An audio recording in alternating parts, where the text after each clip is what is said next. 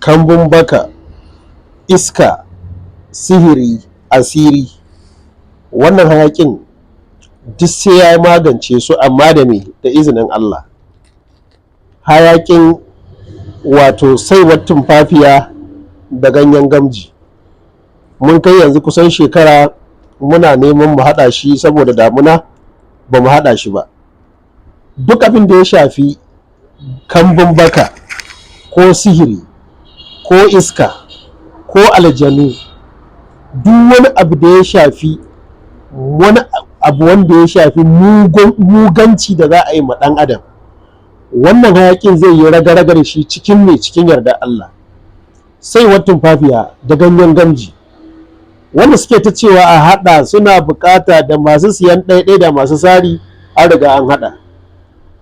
Assalamu alaikum warahmatullah, sunana Shu'aibu Ibrahim Akarami, mai gabatar da shirye-shirye na Tilawa Online TV TikTok, domin samun lafiyayyun al'amura da kuma lafiyayyun zuciya da lafiyar jiki da abin da ya shafi addini. Mun daɗe muna magana akan saiwar tumfafiya da ganyen gamji da fa'idojinsa. Ana hayaƙawa a jiki, ana hayaƙawa a ɗaki, ana hayaƙawa a banɗaki, ana hayaƙawa a tsakar gida, bacin magance cututtuka waɗanda ka sani da wanda baka sani ba, sannan da duk wasu mugayen ƙwari waɗanda suke cikin gida, kama da su kunama, maciji, duk wani ƙwaro mugu idan ya shaƙi wannan hayaƙin na saiwar tumfafiya da ganyen gamji, jikin shi zai gaya masa. Haka su ma mutanen ɓoye wanda suke rikita ƙwaƙwalwar mutum, su zo su zauna a ƙwaƙwalwa da zuciya, su ta wahalar da mace ko su ta wahalar da mutum, su ta sa masa wani irin mugun tunani, su ta sa masa wani irin hange da wani mugun abu wanda idan ya faɗa a bakin shi ma zai iya radda.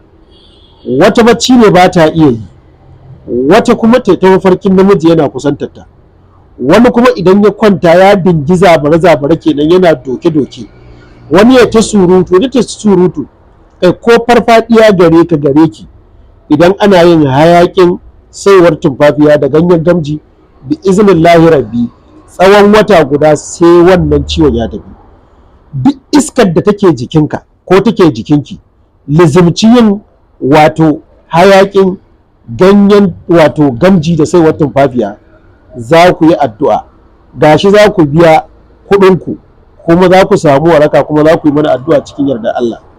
Ga yanan ya samu ya haɗa duk inda kake a wannan faɗin duniyar da muke rayuwa, in dai abin hawa yana zuwa za ka same shi. Mutanen da suke ƙasashen waje da muke ta magana da su America, Germany, Italy, kamar yadda kuka sani ta DHL muke tura sako. Mutanen Saudiya dama wannan ko gida ne. Afirka nan duk inda akwai motar da take zuwa, kuna bukata za a tura muku cikin yarda Allah.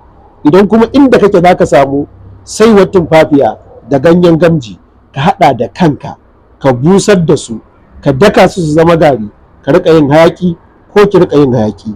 Muna fatar Allah Ubangiji ya natsar mana da zuciyarmu, ya sa mana tawakkali da kuma yarda da Allah. Kar ka nufi kowane ɗan adam da sharri, kar ki nufi kowace 'yar adam da sharri. Duk wanda zai maka ƙulle-ƙulle bar shi tsakanin shi da Ubangijinsa, Allah yana nan yana kallo.